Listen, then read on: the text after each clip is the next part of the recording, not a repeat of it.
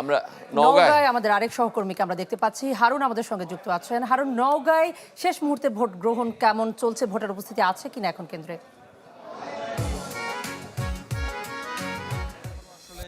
প্রচুর সংখ্যক ভোটার আছেন। আমি এই মুহূর্তে অবস্থান করছি নওগাঁ যে সদর আসন, সেই সদর আসনের কাঠখৈর উচ্চ বিদ্যালয় নামে একটি কেন্দ্রে, এবং এখানে আসলে একটি ঘটনা ঘটেছে। সেটি হচ্ছে যে এখানকার যিনি প্রিজাইডিং কর্মকর্তা দায়িত্বে ছিলেন, নাজিম উদ্দিন নাম, তিনি আসলে মূলত তার বিরুদ্ধে অভিযোগ ওঠে যে তিনি যে রেজাল্ট শিট অর্থাৎ ফলাফল শিট, সেই ফলাফল শিটে যে ফাঁকা যেটি শিট ছিল সেখানে মূলত তিনি আগেই স্বাক্ষর করেছেন।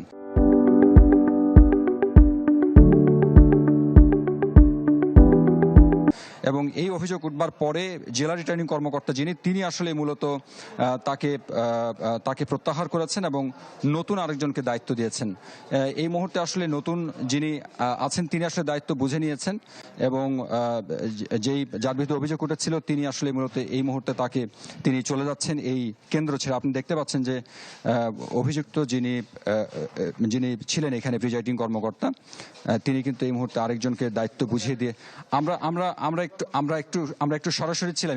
একটু যদি বলেন যে আপনার বিরুদ্ধে যে অভিযোগ, সেটি আসলে কি বলবেন আপনি? অভিযোগ নিয়ে এটা সম্পূর্ণ সঠিক নয়। এখন তারা যেটা করছে সেটা তাদের মতো করে নিজেদের মতো মন গড়া সংবাদ পরিবেশন করেছে। হ্যাঁ, ধন্যবাদ। কিন্তু আমরা তো দেখেছি যে রেজাল্ট শিটের নিচের দিকে আপনার স্বাক্ষর করা সিল দেওয়া ছিল আপনার। এটা আমারও অজান্তে হয়েছে, কারণ আমার অনেকগুলো পেপার ছিল, তো যারা দিয়েছে তখন আমি সই করে দিয়েছি। ওখানে শুধুমাত্র আমারই সই আছিল, অন্য কারো সই হয়নি। মানে জাস্ট ওই যে বিভিন্ন খাম ছিল, অনেকগুলো খাম, যার কারণে ওই খামগুলো সই করতে করতে ওটা দিয়েছি, আমি ওটার সাথে সই করে দিয়েছি। এটা আসলে আমার অজান্তে অনিচ্ছাকৃতভাবে কোনো নির্বাচনী এজেন্ট বা কোনো অন্য কারো ওখানে স্বাক্ষর নাই। তিনি আসলে দায় নিতে নারাজ, যদিও বা রিটার্নিং কর্মকর্তা এরই মধ্যে এই অভিযোগ প্রমাণ হওয়ার জন্য তিনি আসলে মূলত তাকে প্রত্যাহার করেছেন এবং নতুন আরেকজনকে দায়িত্ব দিয়েছেন।